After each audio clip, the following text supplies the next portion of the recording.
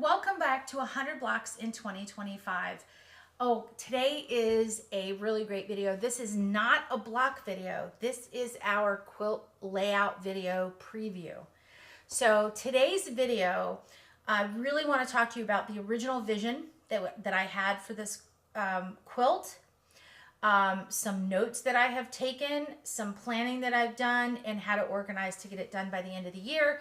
And this is all based on some of the comments and also the fact that we don't have any blocks up here anymore. So what exactly is it that we're doing? What kind of sneak peek? And there won't be a whole wall of blocks anymore for the rest of the videos because we have them sectioned off somewhere. So what's the plan? How are we going to finish this quilt? What's the inspiration for the plan? That's what today's video is all about. So if you want to see the sneak peek of what we're going to do or what the plan is to do, definitely stick around. We're also going to learn about a little bit about organizing, and I think this might help you in your quilting hobby as well, just to maybe meet some of those deadlines that are getting us all stressed out, because Christmas is coming, and if you are planning on gifting Christmas quilts this year, you're going to need a little help. So if that's of interest to you, stick around. We're going to get started.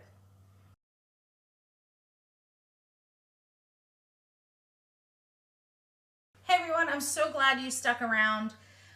We're going to have fun in this video. I'm going to try to breeze through a lot of information, but we're going to have a good time.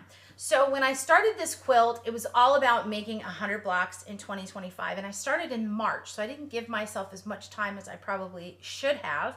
But we've been cranking along, we've been making some blocks, we've been learning a little bit about maybe color and redesigning blocks and stuff like that. So it's been really a nice journey, and thank you to all of you who've given me such favorable comments on how much fun you're having watching these short little videos that we put together.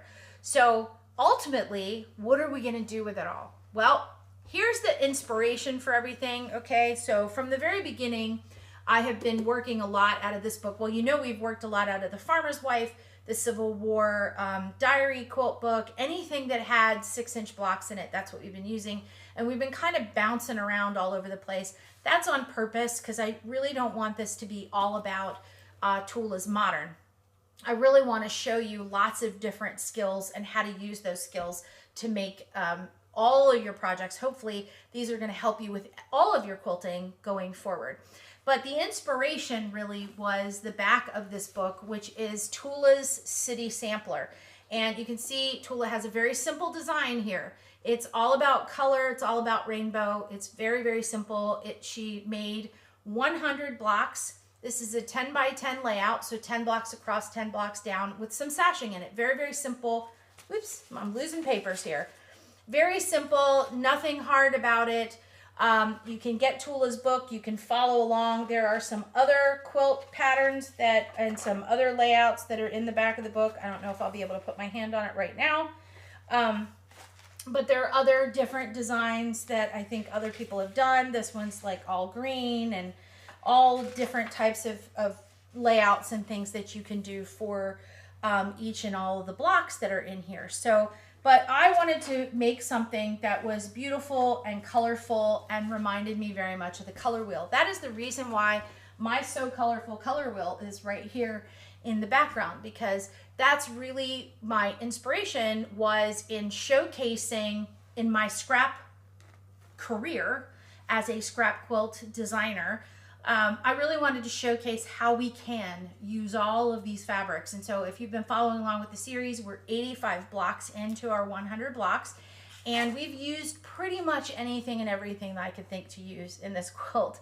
So for some of you who aren't very confident with color, or for some of you who aren't used to using so many scraps or so much color, it might be hard to visualize exactly where we're going to go with this quilt. So I thought I would showcase that. So this is our inspiration. Our final quilt will look nothing like this. So let me show you a little bit of what I had in my brain. So I sketched something out recently. This is kind of how my life works. So I have my giant life Bible, my big planner. And in my big planner, which is, I have tons and tons and tons of stuff in here. I also always have a scratch pad. First thing is that this is like my Bible. Everything goes in here better not get scratched out. That's just kind of how I am. I need to be able to see what's going on. And so if someone comes up to me and says, oh, can you write this down real quick, or do you have a piece of paper? The answer is no. So I have to keep a scratch notebook. This one just says notes fall of 2025. And I keep this right with me all the time in case I need to jot down notes or sketches. And this one right here, this is a coloration of the design walls that we have out in the hallway, which you'll get to see soon. And, you know, little basic lessons that I need. I mean, there's all kinds of different notes in here. So let's look at one of the pages that I sketched out. We'll do this overhead. So here is sort of the layout that I did for the 100 blocks in 2025. And you can see how this is sort of coming about. The idea is that I really wanted to do a completely rainbowed quilt. So all the colors of the rainbow, all the colors of the color wheel. And I really wanted something that looked like a color wheel in the center of the quilt. So you can see this is the layout for 100 blocks, color wheel layout. I have warm colors on this side. I have cool colors on this side. I've created a code. It's not hard to decipher. PK is pink. And I've kind of drawn this diagonal line down the center because I like the idea of having it split diagonally versus any other way. So I've got purple kind of running over here into blue, which runs into BT, which is blue teal, and then greens. And then we have yellows coming up and orange, red into pink, okay? And this is just a rough sketch. So I put this together. Now this may be something interesting to note. I wanted this center to be about 3 blocks by 3 blocks because I wanted a center of the quilt. So we run into a dilemma. If we have 100 blocks, which is a 10 by 10, and I want something to go dead in the center of it, and I want it to be 3 by 3, that's an odd number. In order for that to be in the center of the quilt, I have to also have the quilt layout be an odd number. Hopefully that makes sense to you. So if I have 10 blocks by 10 blocks, and I want to put something right in the center of it, right? I have to pick something that is divisible by like 2 because it's an even number. And then I can put it right in the center. So I could take up right in between. So at the number 5 mark on this side and 5 mark on this side. So basically I come over 4 rows and then I'd take number 5 and number 6. And then I would take like a little square out. But then it would only be 12 inches square. I wanted something a little bit bigger. So this guy right here, like something a little bit more involved, right? I wanted more space. So I wanted it to be about 18 inches, about 3 blocks by 3 blocks. So you could do something a little bit different, but I needed an odd number. So if I squeezed the quilt down to 9 blocks by 9 blocks, that's 81 squares. If I took the center out of it, that would be 9 squares. So really 81 minus 9, I only need 72 squares. I've already made 85 blocks in the middle. So I don't want to squeeze it down. Now you could, if you haven't made enough blocks yet, if you wanted to, you could sort of follow me as a guide a little bit, and you could make something a little bit smaller and make less blocks, and that would be okay. But I promised you I was going to make 100 blocks this year. I didn't say I was going to make 100 videos, but I did say I was going to make 100 blocks.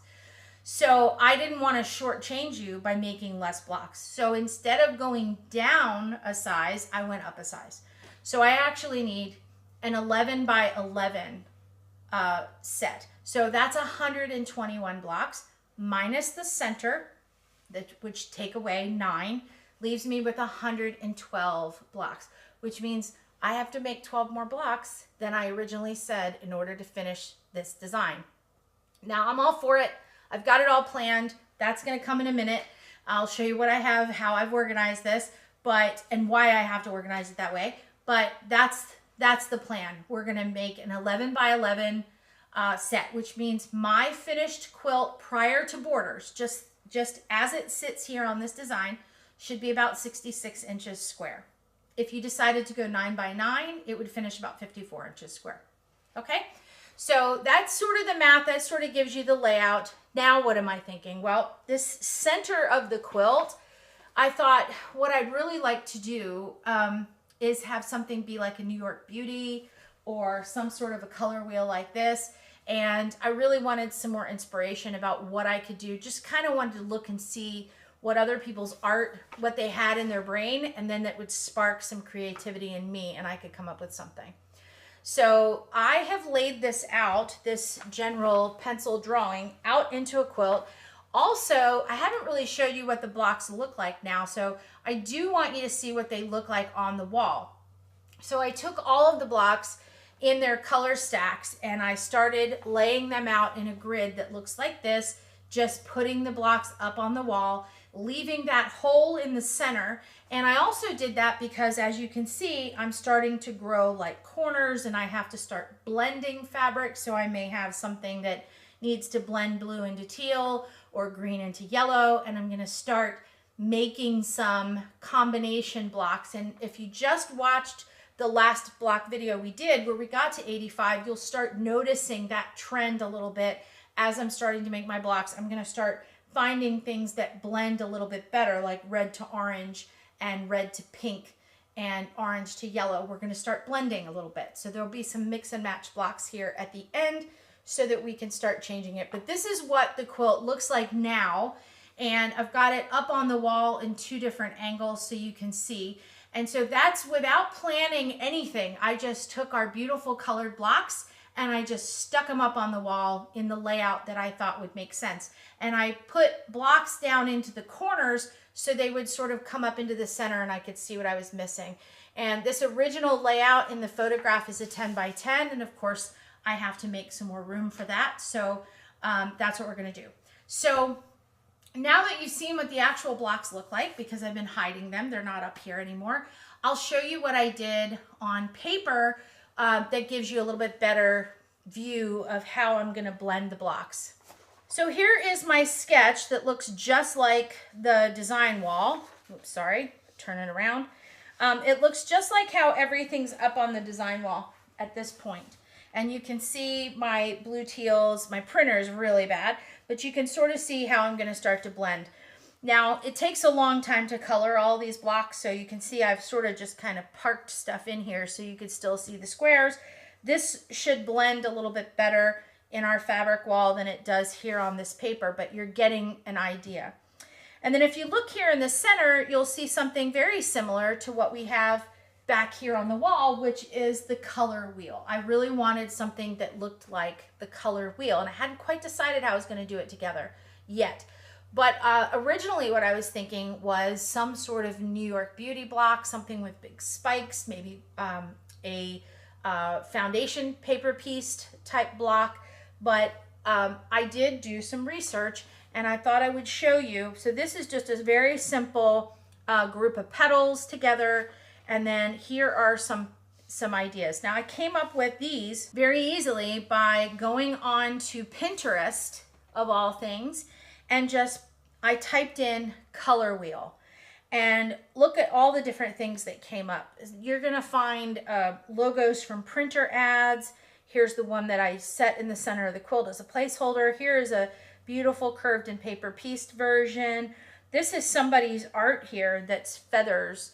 This is a painting that somebody did. Here's another one here. This is a watercolor painting someone did. And here's a very simple carpenter star, which this one is a great, this one is made with diamonds, so it has slightly different angles, but you can make these out of half square triangles. This is an awesome idea to do, and it wouldn't be hard to create one that is 18 inches square. So here is just a little smattering of, if you go out to Pinterest, you can see some different designs and things that might make complete sense to you. So, you know, and again, immediately what happened is I got inspired, and do I want to do something that's closer to the original design that I thought of, or do I want to do something that utilizes some of my templates or something like that? So you can see I got some great ideas just by pulling this art. Now I'm not going to copy this art because this is art, someone's art, but I am going to use it as an example for inspiration to me so that it'll spark a great idea that I'm going to have. Now, we are at the filming of this video. It's probably 3rd or 4th. I think it's the 4th week of October, the 4th full week of October. So it's right before my birthday. And I am filming this right now before I head out on another excursion, another speaking engagement. So I have got to get on the stick and start planning because let's see, if I have to do 112 blocks, right now I have 85. So I 15 to get to 100 plus, I mean, that's what, at 27? I need 27 blocks to finish. So at the rate that we're going, I've been posting about 3 a week. And that means that it would take me 9 weeks to finish. And if we're at the tail end of October, there's only 8 weeks left in the year. So that's not really going to work. So this is, I'm going to show you a little bit of behind the scenes organization that I have for my social media in the hopes that maybe it'll help get you some skills that you need to be able to complete some of the things you complete. Because a lot of times I have this series going on. I have a commitment to you to finish the series, but I also have other series that I'm doing. I'm in the middle of doing the beginner Quilt 101 series. I also have other commitments for quilt retreats, speaking engagements, for other fabric companies and things like that. So there's a lot going on that's not YouTube.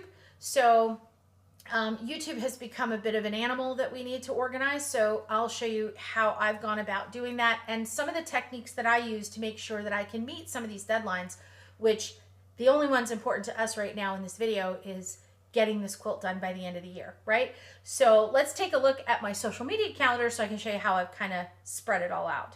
So weirdly enough, in addition to my my life Bible over here, this giant planner that I actually have another calendar.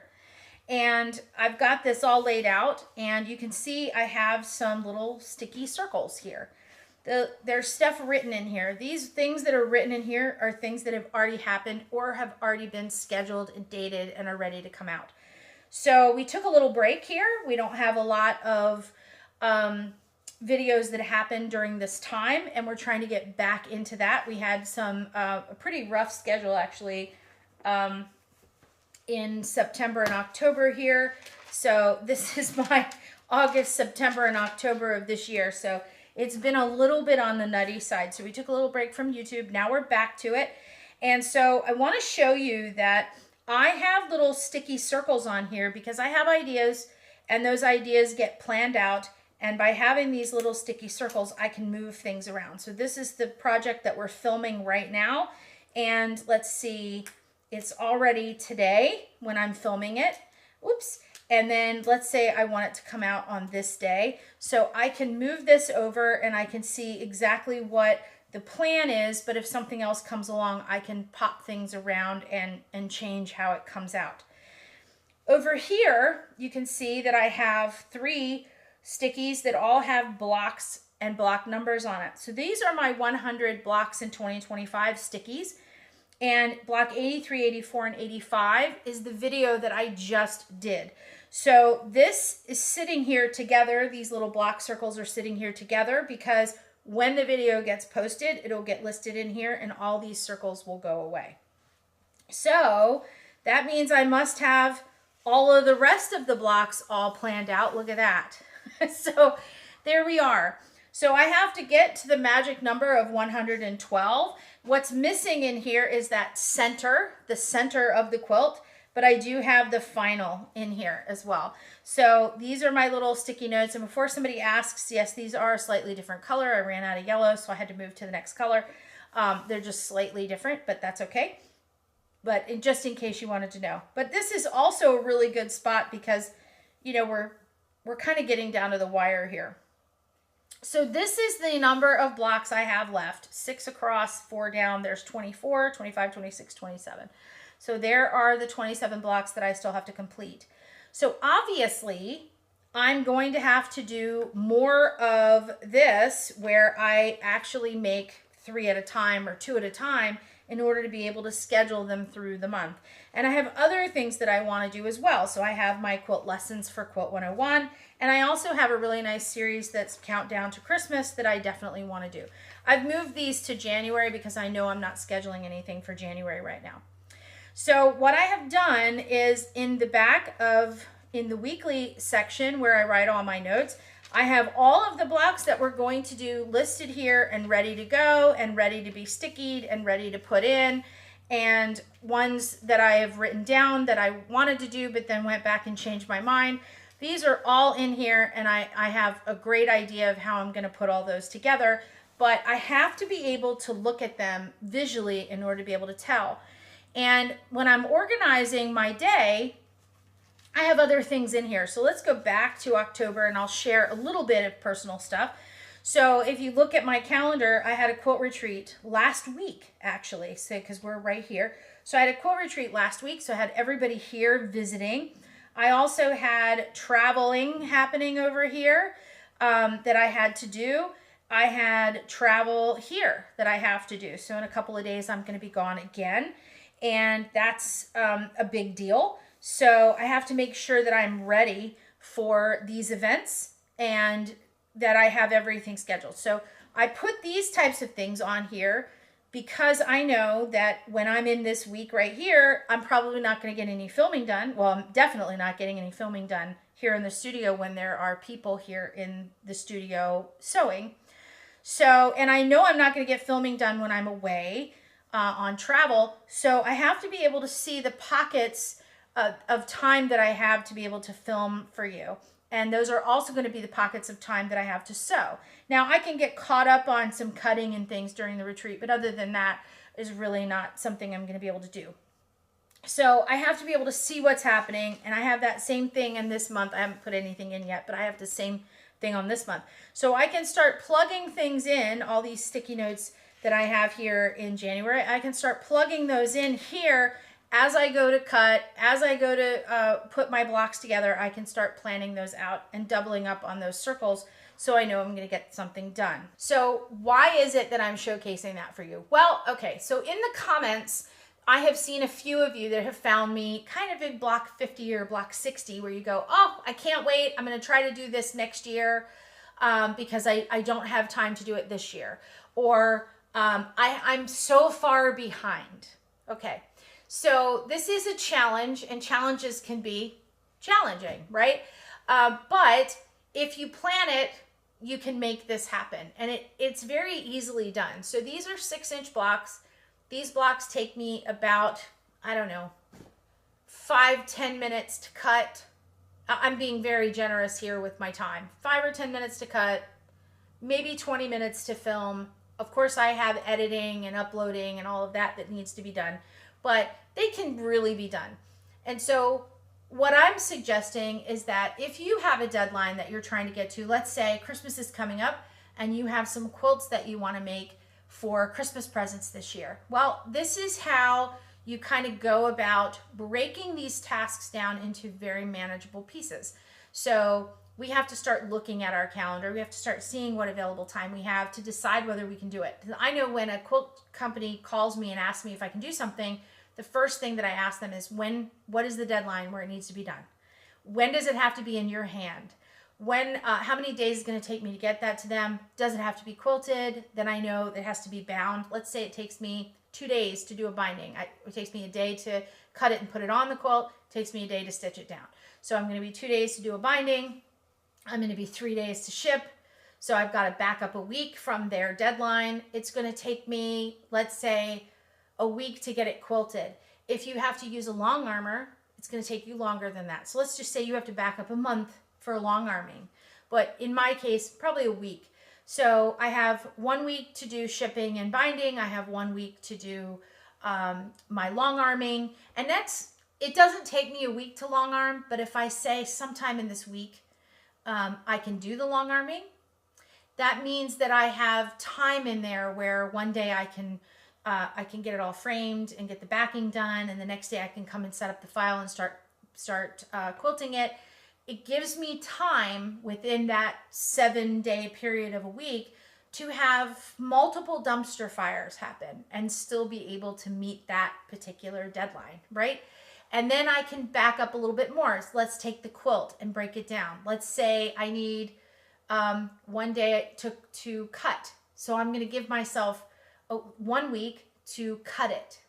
And I'm going to give myself 1 week to build the units that I need to put the blocks together. I'm going to need 1 week to put all the blocks together and lay them out on a design wall. I'm going to need 1 week to sew all the blocks together in the quilt top.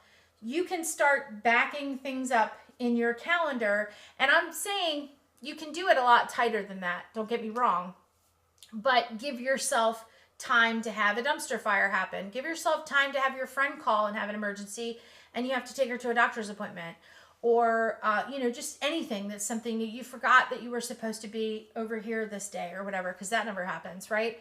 And so that's how you can start planning out your events. So let's say you decide that you want to do 100 blocks in 2025, but you really want to do it in 2026. Well, you can start now. You can decide how many blocks you're going to need to complete your project. You're going to back up from that. If you want to do what I'm doing, I'm going to have to do 121, or I'm going to have to do 112 with a center. So I'm going to need time to do the center. You back it all up, and then you tell yourself how many blocks do you have to complete in a month in order to get that done. So last year when I did the temperature quilt throughout the year, I gave myself each week time to just put the squares together for that week. And I made sure, even if I had a bad week, the next week I got caught up. I did last week's squares and this week's squares. It's only 7 squares. So it made it very doable that I would come upstairs and make a few half square triangles and sew the rows together. And so maybe I spent 20 minutes and I did 2 weeks worth of work. Okay. So you break those things down into projects. And then at the end of the year, of course, I had to wait until December 31st to get a temperature in order to be able to finish it. But I gave myself, because I put it together as I went, I gave myself a couple of weeks to put the quilt together and find a border. So you can break those projects up to get them done. So let's say you want to make a wall hanging for Easter and you want it to be on the wall when everybody gets there. So you pick a pattern, you pick some fabric, and then you kind of back up from Easter and tell yourself how much you need to finish each week or each month or each day, depending on how much time you have to sew if you're retired. Then you can get to the end of that project. And this is with anything.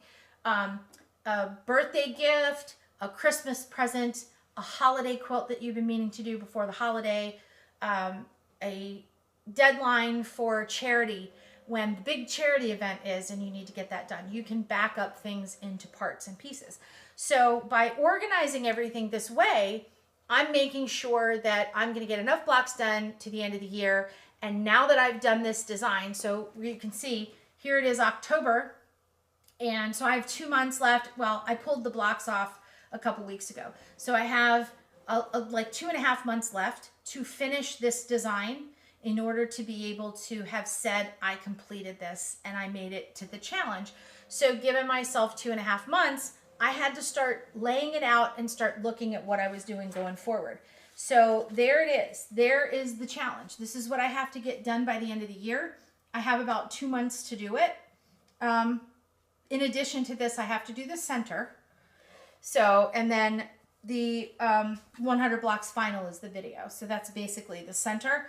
So I have to, this is what I have to organize. And I'm going to have to start thinking about how many blocks I need to make per week, how many colors of each block I need to make, because I do have I think I have 14 or 15 designs that I want to use coming up for the end of the year. And then I have a really good idea for the last 8. So I'm looking forward to that. So since I need 112 and I have a great idea for 8 of them, that means I need 104. So I have 85. So I need about 19. So that are different than those ideas. So of those 19, I have about 14 different designs that I've pulled out of the books, 14 different blocks that I've pulled out of the books that I want to make. So some of those are going to have doubles. And then I need time to film and all of that. So that's how I've organized the quilt so far. So if you're concerned about you really want to do it, but you're worried about how you're going to finish, there's lots of ways to finish. Now, I would not recommend starting all 100 blocks today. I would wait until the new year if that's what you want to do. But don't procrastinate too much, because if you have, I know at the end of the Christmas season, my husband has about the week between Christmas and New Year's where he's kind of off. And if that's you and everybody's going to be everywhere and you're not going to see anybody, that would be a perfect time to get caught up in your sewing room and start getting your stuff together to do a great new project for the next year. So hopefully you have enjoyed this video and you've enjoyed some of the organization. I know throughout some of the other blocks, we've talked about how to mark your parts and your pieces and put them inside a container and put things in between. That's how I get all the blocks done. So I have time where I do some cutting and some testing of measurements and things like that, and I cut out all the parts and I put them together in a box, and then when I'm ready to film, I just make them and film them. And so sometimes we take a week off and then we film a bunch in a week. So you can do that exact same thing in your sewing if you want to do that. And all you need is just some planners and sticky notes, and you can make it all work. So this is how I go about organizing my brain so I can finish some of these great big jobs for you. So I hope you've enjoyed the video. I hope all these techniques help. And I hope you've enjoyed seeing a little bit of a sneak peek about what we're doing coming up. And, you can find me on the web at cabinquilters.com. You can come do a beautiful retreat here. We have all of our dates listed on the website, so think about doing that. I know this past week I helped quite a few people with some different patterns they were struggling with. And I also have a quilt cruise coming up, which I'm really excited about. So you'll hear me mentioning that coming up in some of our videos. So if you're interested in doing that, it's a pretty wonderful trip. It's in 2027. There's plenty of time to save up and make payments on your trip. And you might really want to go do that. So I'm the instructor on that cruise in January of 2027. Very excited about that. And then I guess that's it for now. So catch me on the web. If you like the video, please consider liking and subscribing to the channel. And also, we're a small channel and we're still trying to grow. So if you're watching this on a mobile device, consider hitting that hype button. You can do that for 3 different small channels a week, and it helps the algorithm understand that you want to find us in a sea of much, much larger YouTube channels. So thank you so much for your support, and I'll see you all in the next one.